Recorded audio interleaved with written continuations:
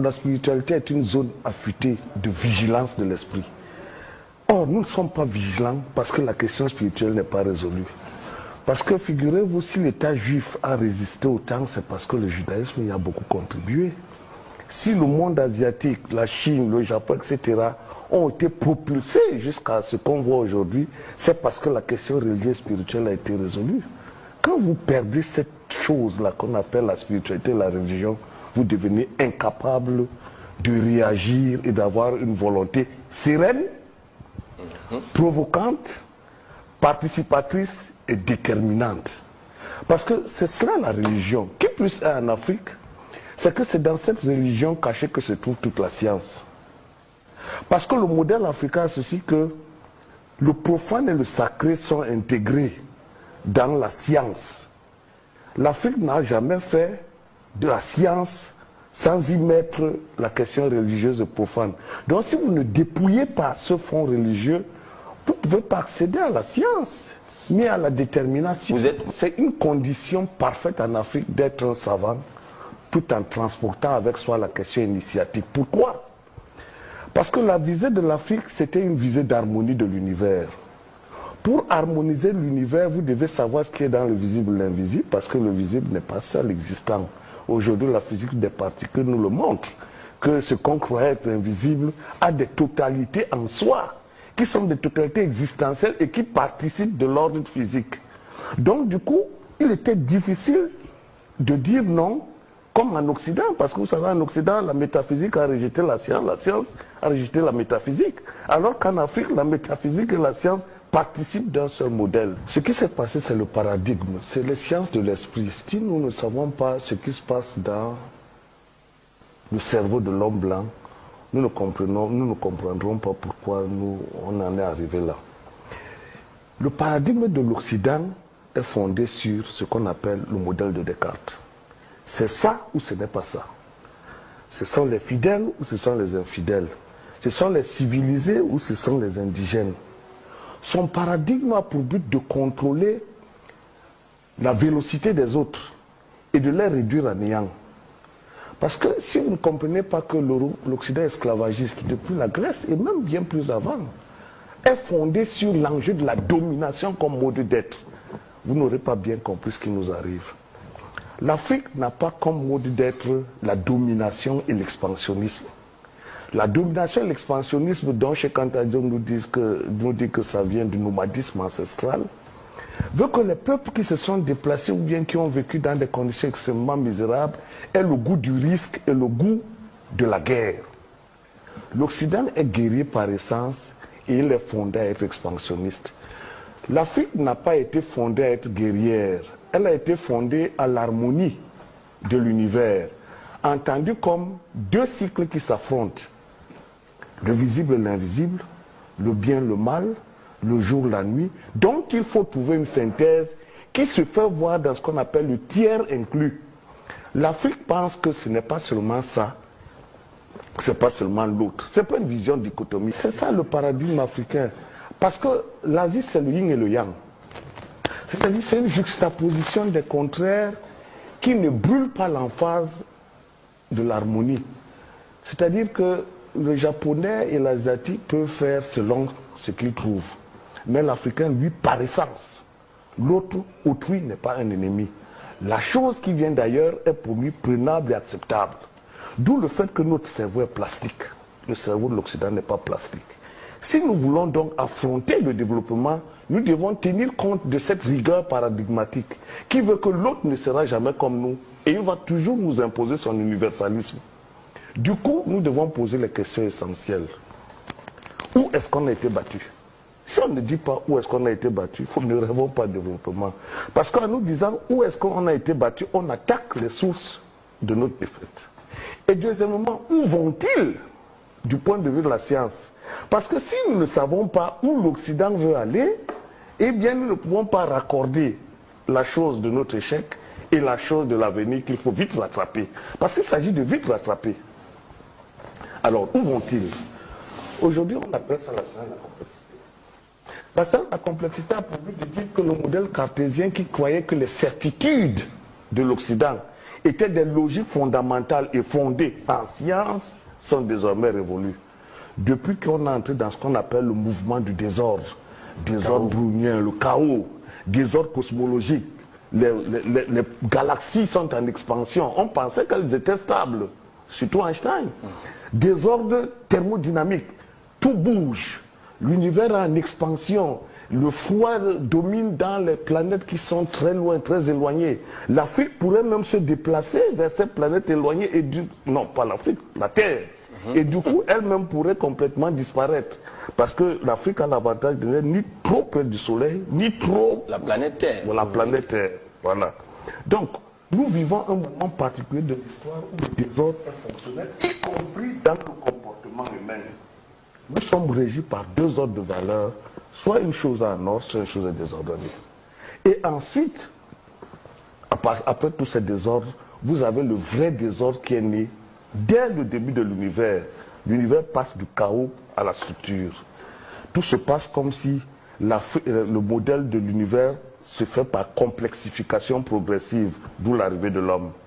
Vous voyez donc, l'homme est le dernier maillon dans la chaîne des existences, parce que ce dernier maillon doit lui servir de philosophie pour comprendre où va le monde.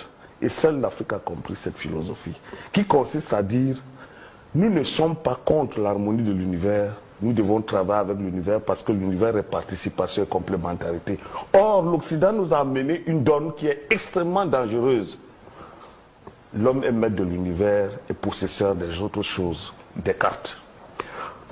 Si maintenant nous savons que nous sommes les plus avancés, parce que c'est cela que les questions, l'Afrique est la plus avancée du moment où la science, la complexité reconnaît les certitudes que le modèle cartésien a fait naître.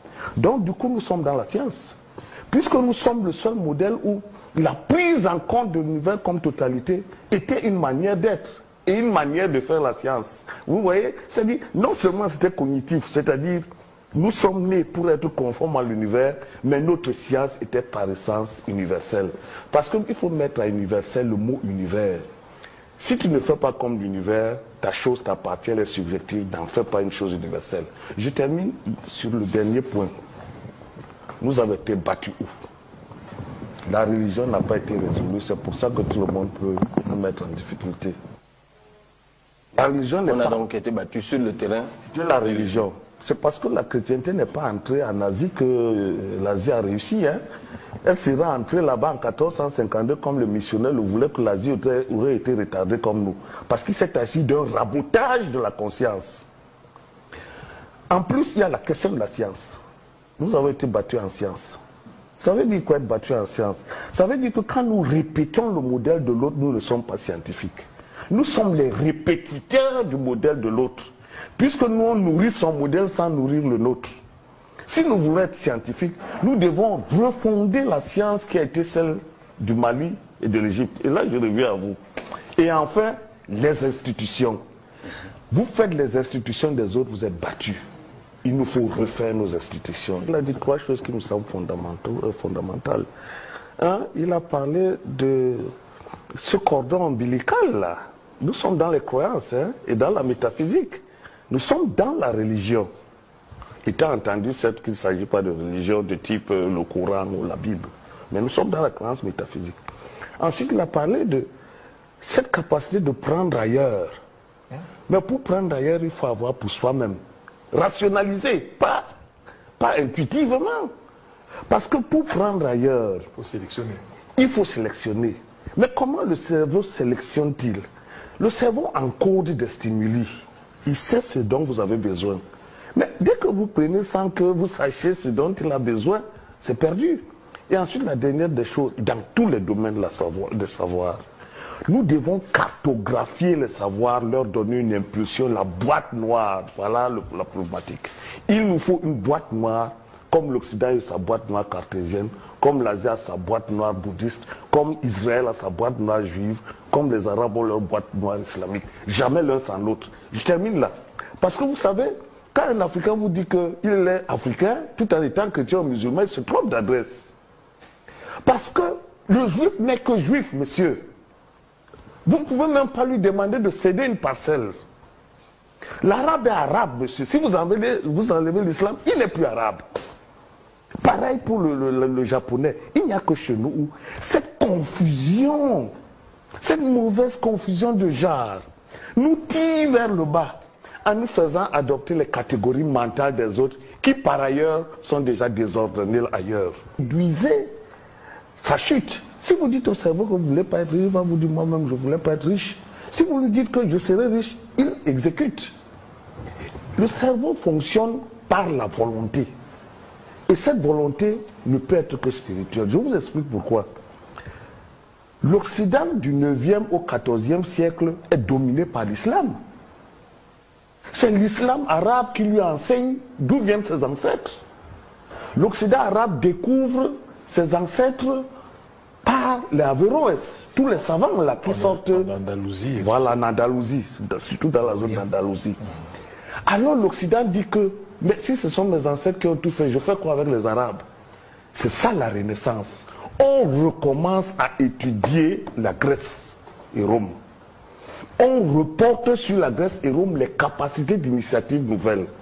On réétudie Platon, on réétudie Aristote, on réétudie les mœurs métaphysiques de la Grèce et ça donne ce que vous voyez, le siècle des Lumières. C'est pour ça que je vous dis, ne vous trompez pas. Périclès. Bien sûr. Nous, c'est pareil. Le Mali a été première puissance du monde. Tombouctou, c'était tout le monde y venait. C'est de là que vient tout ce monde arabe qui va coloniser l'Andalousie. L'Égypte pharaonique, pareil. Mais qu'est-ce qui a créé ça? Ce n'est pas la discipline pour la discipline. C'est la spiritualité qui était en vogue.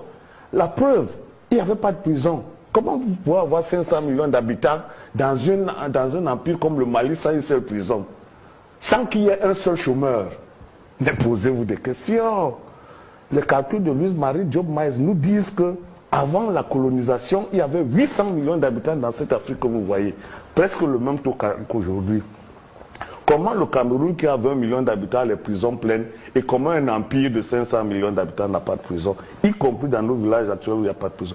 Parce que c'est une vision du monde différente. C'est pour ça qu'ils se sont développés. Et lorsque le christianisme et les missionnaires sont arrivés, ils ont cassé la mouvance et on a des retombées d'une élite malsaine, incompétente, qui triche partout, qui va chercher tout. Et brusquement, vous ne pouvez pas avoir de développement. Et qui se reproduit aussi. Vous ne pouvez pas avoir de développement face à une élite comme celle-là. Donc il nous faut refaire la Renaissance. N'oublions pas que l'occidental ne vient plus maintenant. Il se fait remplacer par nous-mêmes. Mais par nous-mêmes, c'est pour ça qu'on doit faire la Renaissance, exactement comme ils l'ont fait avec le monde arabe qui les a Sauf que colonisés. vous avez des contempteurs pour emprunter aux profs qui, lorsqu'ils essayent de vendre une autre vision de l'Afrique, ce sont des Africains qui s'opposent à lui. D'abord. Mais Ça se c'est présente d'autres pas. Mbongbok qui vont s'opposer à toi, Mbongbok. Oui, mais la Renaissance ne s'est pas faite facilement. Vous avez entendu Galilée, il a failli à mourir. Son ami Giordano Bruno a été brûlé. La chasse aux sorcières, l'Inquisition. Mais la résistance a toujours été. Je vais dire que ce que vous voyez n'est pas fatal. C'est même parce qu'il y a ça que nous devons résister.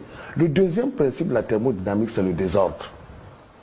Le désordre, si vous ne l'arrêtez pas et vous ne mettez pas en marche une égantropie, comme on dit, vous êtes mort. Parce que c'est une loi naturelle, la mort. Une société qui ne s'éveille pas à sa vie décède.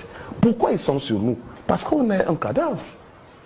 Quand un cadavre est pourri, les mouches viennent. Et pour que les mouches ne viennent pas, il faut renaître. Pour renaître, il faut reconstruire mentalement et scientifiquement la société. D'où le travail de Cheikh Anta Diop. Je veux prendre la définition pour terminer de l'Afrique. Connaître grand C, au sens où Edgar Morin l'entend, c'est comprendre l'ordre de l'univers et agir en toute connaissance de cause en fonction de cet ordre. Les deux sont importants. L'Occident sait, scientifiquement, il ne connaît pas l'ordre de l'univers et il n'est pas capable d'agir en connaissance de cause. C'est la seule définition de la connaissance qui puisse exister, que l'Afrique, les maîtres de la connaissance ont donné.